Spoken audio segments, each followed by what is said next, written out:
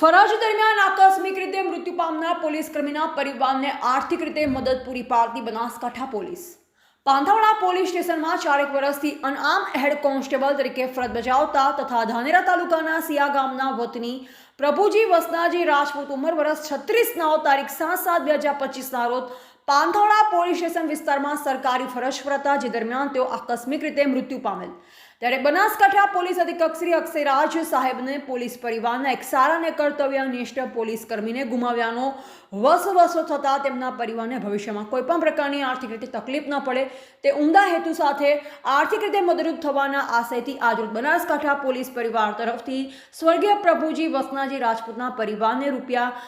₹11,23,401 જેટલી માતબર રકમનો ફાળો આર્થિક સહાયના ભાગરૂપે બનાસકાંઠા પોલીસ અધિક્ષક શ્રી અક્ષયરાજ દ્વારા અર્પણ કરવામાં આવેલ છે. એવા જગતસિંહ દરબાર, પાલનપુર, બનાસકાંઠા, જેબી ગુજરાત ન્યૂઝ.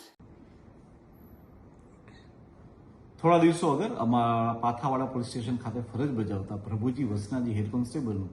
ચાલુ નોકરી દરમિયાન અચાનક જ એમની તબિયત લથડતા એમનું મૃત્યુ થયું હતું. આ બાબતની જાણ થતાં પોલીસ પરિવારમાં એક શોકની લાગણી ફેલાઈ ગઈ હતી, જેના કારણે થઈ અને ત્યારબાદ જે એક વેલફેર સહાય હોય છે તે તમામ સહાય એમને કરી દેવામાં આવી છે. પરંતુ સાથે સાથે બનાસકાંઠા પોલીસનો એક હંમેશા આગ્રહ રહ્યો છે